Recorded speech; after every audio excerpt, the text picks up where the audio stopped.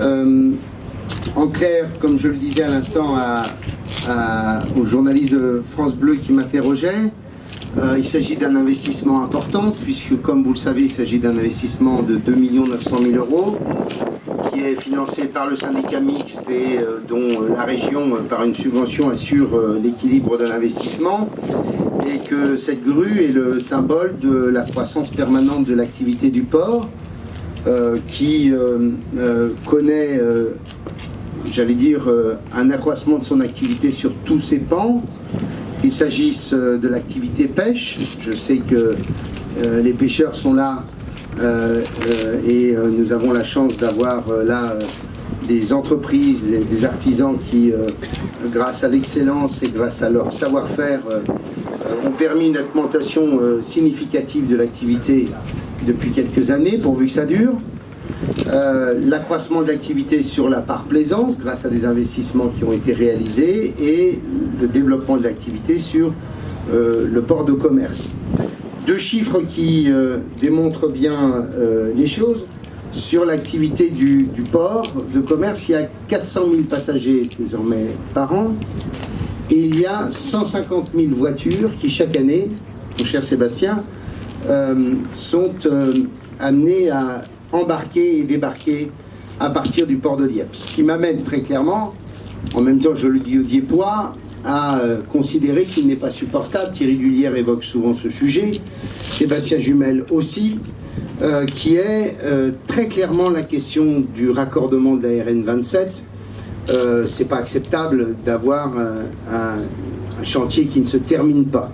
Monsieur le Président de la communauté d'agglomération, c'est pourquoi nous avons, il y a quelques semaines et quelques mois, demandé à l'État de reprendre les choses en main. L'activité repart sur les 7 km restants et il n'est pas question que ça ne se termine pas.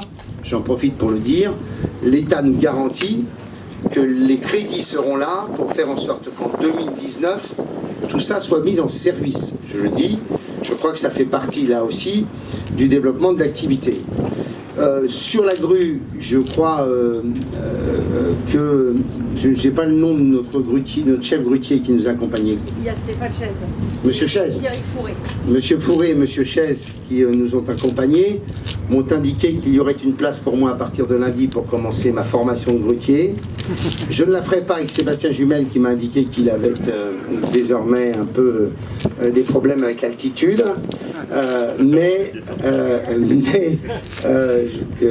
Au moins tous m'ont dit qu'il s'agissait d'une grue qui permettait très clairement de répondre aux besoins de l'activité, notamment à la finesse du déchargement des éoliennes. Ce sont des dizaines d'heures de formation, c'est une compétence et un professionnalisme important pour prendre en main un tel appareil, ce qui veut dire qu'après il faudra faire aussi les quais qui iront avec, et qu'il y a là un investissement qui est essentiel pour maintenir et développer l'activité. Le bâtiment dont vous voyez la construction derrière, qui est un bâtiment de stockage qui, si j'ai bien compris quelques chefs d'entreprise, est un bâtiment important. Il y a là un investissement de plus d'1 400 000 € pour ce hangar de stockage, qui va donc permettre de développer, de bâtir 2000 m² d'entrepôts supplémentaires, et dans la foulée, la démolition du hangar qui est derrière, dont l'état est assez lamentable, qui est le hangar Scandinavie. En tout, c'est 10 millions d'euros d'investissement pour le développement du commerce et du port de Dieppe. Derrière ça, il y a encore un certain nombre de sujets sur lesquels nous travaillons. Je le rappelle, il y a bien sûr la question de la base de maintenance.